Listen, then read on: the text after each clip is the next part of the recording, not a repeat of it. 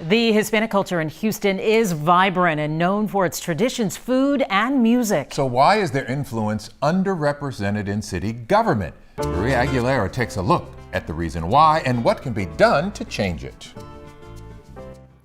Here in Houston, the fourth largest city in the U.S., Latinos make up nearly half of the population, with no Latino mayor to date. And for the past 8 years, only one Latino city council member.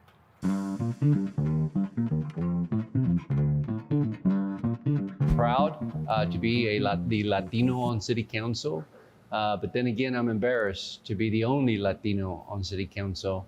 Robert Gallegos represents District I. With his final term coming to an end this year, Gallegos says he feels like he has to represent more than just his district. Your representative on City Council works with the mayor to get things done, and when you only have one out of 16, it's difficult.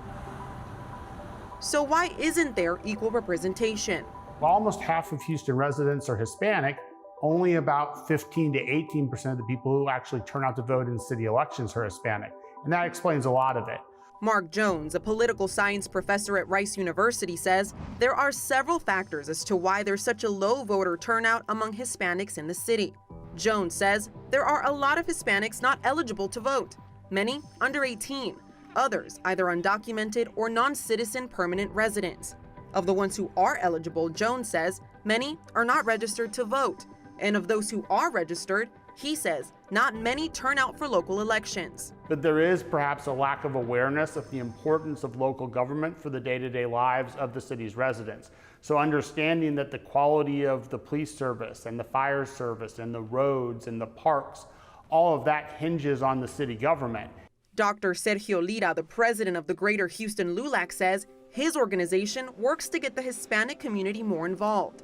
But he says it's hard when not much changes. If you don't have folks that look like you, that reflect your culture, your identity, you're more or less likely to get involved. There's another factor to the lack of representation on city council. According to Jones, the at-large seats historically work against groups that have a small percentage of voters. Houston is the only major city in Texas with at-large seats.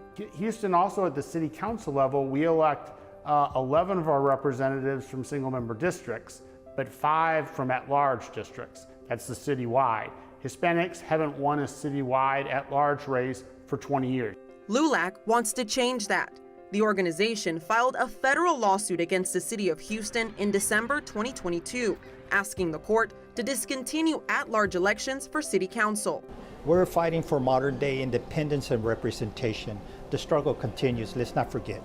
As far as when the Hispanic community could see more representation on council, Jones says we'll see this upcoming November election. The best we could hope for this election cycle would be 3 of 16, and it's probably more likely to be 2 than 3.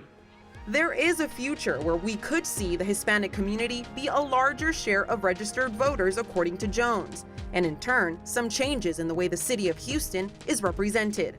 But that's years down the line. The LULAC lawsuit asking for at-large seats to be done away with isn't scheduled until next year. But in a court filing, the city of Houston denies that the city's at-large districts dilute the electoral strength of Hispanics. In Houston, Maria Aguilera, KHOU 11 News.